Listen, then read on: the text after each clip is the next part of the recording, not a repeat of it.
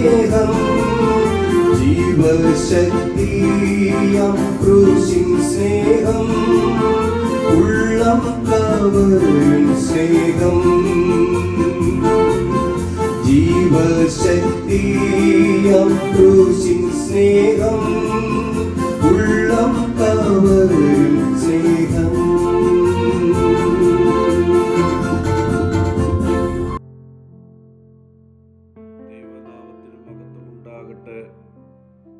ഇന്നത്തെ പ്രഭാത ധ്യാനത്തിനായി 45-ാം സങ്കീർത്തനം 1-ാം വാക്യം.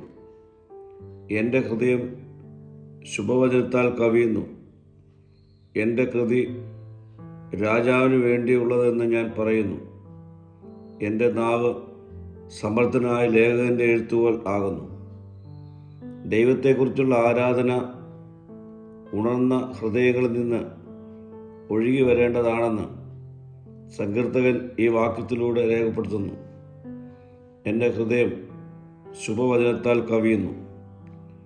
ഇത് നിർബന്ധിത ആരാധനയല്ല, ആന്തരിക ആവേശത്തിൻ്റെ പ്രകടനമാണ്. എൻ്റെ ഹൃദയം ശുഭവചനത്താൽ കവിയുന്നു എന്നത് ദൈവത്തിൻ്റെ മഹത്വം കണ്ട് സ്പർശിക്കപ്പെട്ട ഒരു ഹൃദയത്തിൻ്റെ അവസ്ഥയാണ്. ദൈവത്തെ ശരിയായി മനസ്സിലാക്കുമ്പോൾ ഹൃദയം നിശ്ചലമായിരിക്കുകയില്ല. തുടർന്ന് സങ്കീർത്തകൻ പറയുന്നത് എൻ്റെ കൃതി രാജാവിന് വേണ്ടിയുള്ളത് എന്നാണ്. ഇവിടെ രേഖപ്പെടുത്തിയിരിക്കുന്ന രാജാവ് ഭൂമിയിലെ രാജാക്കന്മാരെക്കാൾ വലിയവനാണ്. ഈ രാജാവ് യേശു ക്രിസ്തുവാണ്. അവൻ നീതിയുടെയും സമാധാനത്തിൻ്റെയും സ്നേഹത്തിൻ്റെയും രാജാവാണ്. നമ്മുടെ ആരാധനയുടെ കേന്ദ്രം നമ്മുടെ ആവശ്യങ്ങളല്ല, നമ്മുടെ രാജാവായ ക്രിസ്തുവായിരിക്കണം. ദൈവം ഉണർത്തുന്ന ഹൃദയം നിശബ്ദമായി ഇരിക്കാൻ കഴിയുകയില്ല. അത് ആരാധനയായി, സാക്ഷ്യമായി, സ്തുതിയായി മാറും.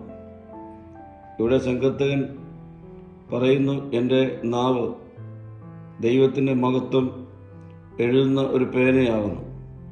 പ്രിയമുള്ളവരെ, നമ്മുടെ വാക്കുകൾ ദൈവത്തെ മഹത്വപ്പെടുന്നതാകട്ടെ, മറ്റുള്ളവരെ ഉയർത്തുന്നതാകട്ടെ, രാജാതി രാജാവായ ക്രിസ്തുവിനെ വെളിപ്പെടുത്തുന്നതുമാകട്ടെ. പ്രാർത്ഥിക്കാം. കർത്താവേ, എൻ്റെ ഹൃദയം കൊണ്ടും നാവ് കൊണ്ടും ജീവിതം കൊണ്ടും എന്നെ മഹത്വപ്പെടുത്തുവാൻ ഇടയാക്കണമേ. മഹത്വം നീ എടുക്കണം. യേശുവിൻ്റെ നാമത്തിൽ തന്നെ. ആമീൻ.